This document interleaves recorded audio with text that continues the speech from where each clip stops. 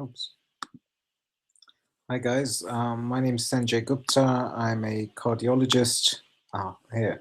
My name is Sanjay Gupta. I'm a cardiologist in York. I've been very interested in the subject of palpitations, ectopics.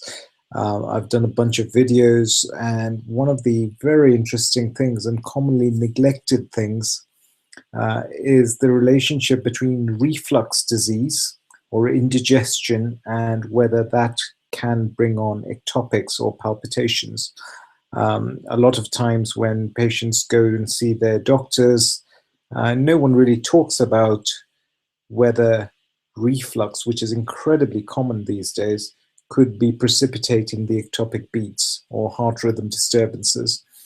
And through these videos, I've had a lot of great feedback from people who've written to me and say, hey, you know, I've noticed that when I get reflux, when I'm getting indigestion, my palpitations are worse on those days.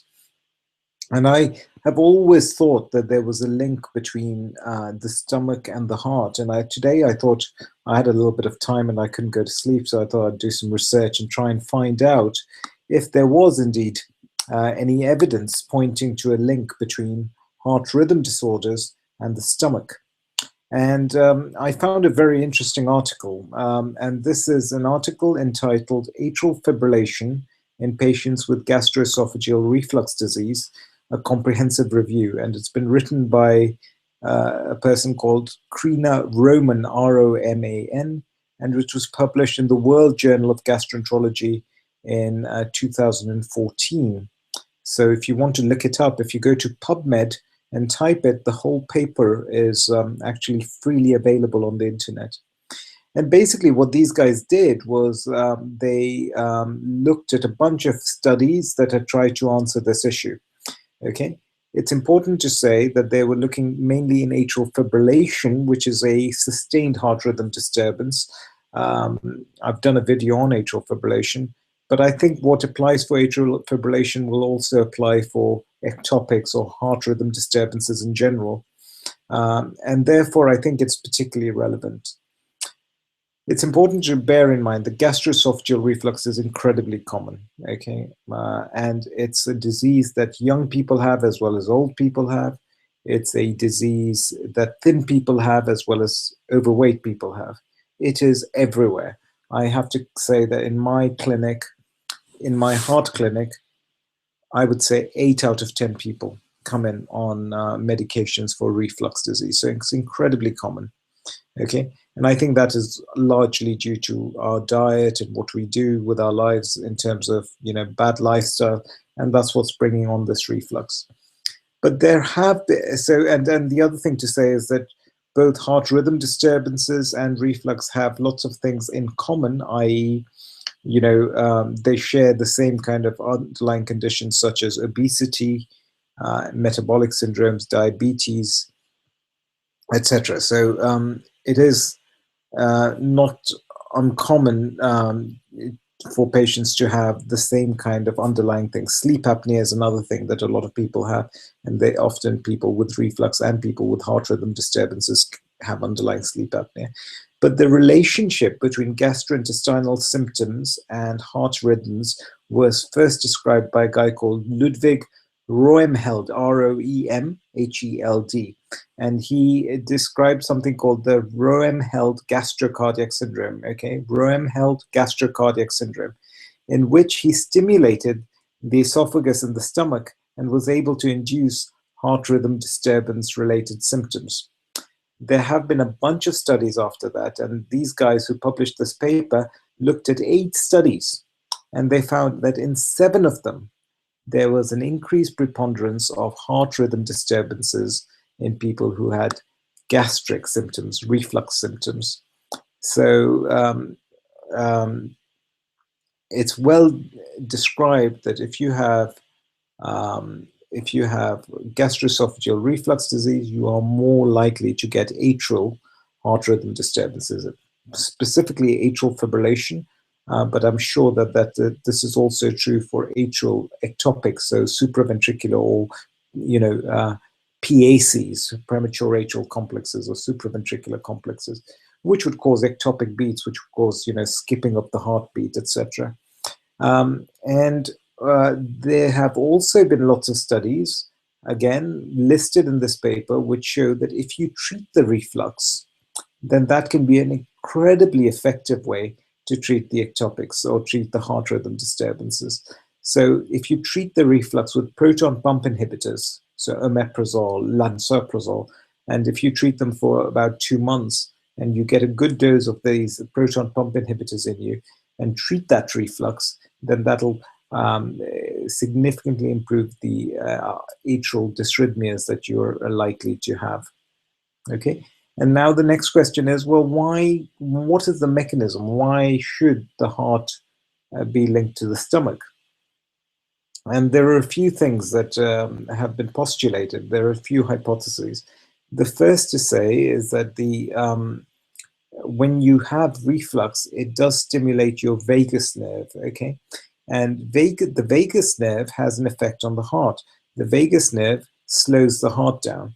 The vagus nerve. So, if you press on the neck, for example, you can slow the heart down. That is called a carotid body massage, or you're stimulating the vagus nerve to slow the heart down. The problem with that is that if you slow the heart down, then there is an increased likelihood of extra beats happening, because you may know from my previous videos that if you increase the time between two heartbeats, that's when you're more likely to get extra beats. So that's one possibility. Okay. And the second thing to say is that the reflux is an inflammatory process. Okay. And if you measure the blood markers, you'll find lots of horrible inflammatory chemicals to be in a high concentration in people who are getting active reflux. These include something called C-reactive protein, interleukins, etc. But we also know that atrial fibrillation is caused by inflammation. And so if you have more inflammation within the body, that will undoubtedly make the heart more irritable because of the release of these inflammatory markers. And so that's another possibility. Another possibility is that the esophagus and the esophagus and the stomach are in close relationship. They're in close proximity to the atrium, the top chamber of the heart. And so if there's any inflammation around the esophagus and the stomach, then that can also irritate the heart just by being close to it. Some people say that when you have reflux, you are reducing the amount of blood flow to the heart at that time, coronary blood flow. And if you have underlying ischemic heart disease, then that could potentially cause a degree of ischemia in the atrium, a reduction in the blood supply to the atrium, making the atrium more irritable. So that could be another trigger for the initiation of atrial fibrillation. Some people have hiatus hernias, and I have a hiatus hernia, so it's not, and I'm not particularly overweight, so it's not uncommon for people these days to have hiatus hernias. And what that is that a bit of the stomach actually protrudes into the chest, and therefore when there is acid release, that acid is not cleared out as quickly because there's a little bit of the stomach which is herniating into the chest, and so the acid can stay and burn part of the stomach. The problem with that is, so if you have a hiatus hernia, that can have a mechanical effect on the atrium and compress it and irritate it. And of course, the second thing is that if you have inflammation, chronic inflammation in that area, that can irritate the atrium. So there is no doubt in my mind that having active reflux going on in your body can trigger off heart rhythm disturbances. And it is really, really important as part of your overall treatment to try and work out how to get rid of your ectopics. I mean, it's one thing being told, well, they're not dangerous. Yeah, great, they're not dangerous, but you're still suffering with them. You're still being limited because of them. They're still affecting your quality of life.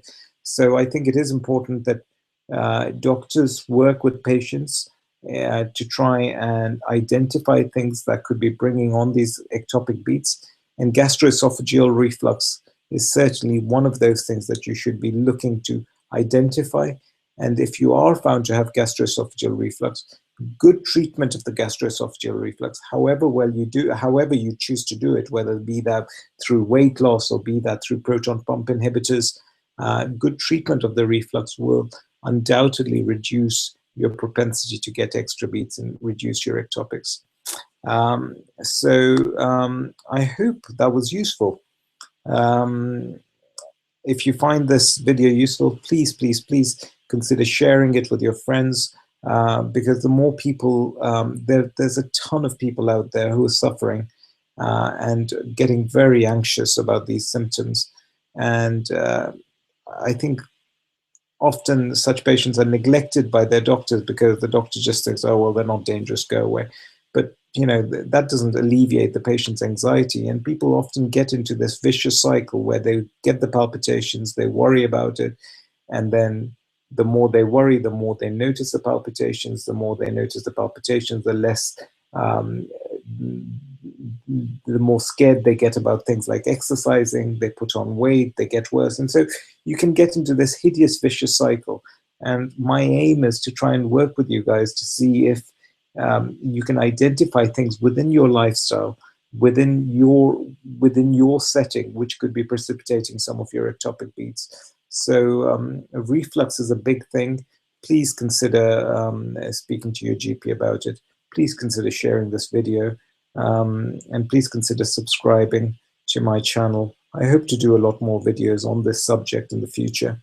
If you'd like to speak to me, I now have a website. Oh, crikey, look at this. I now have a website.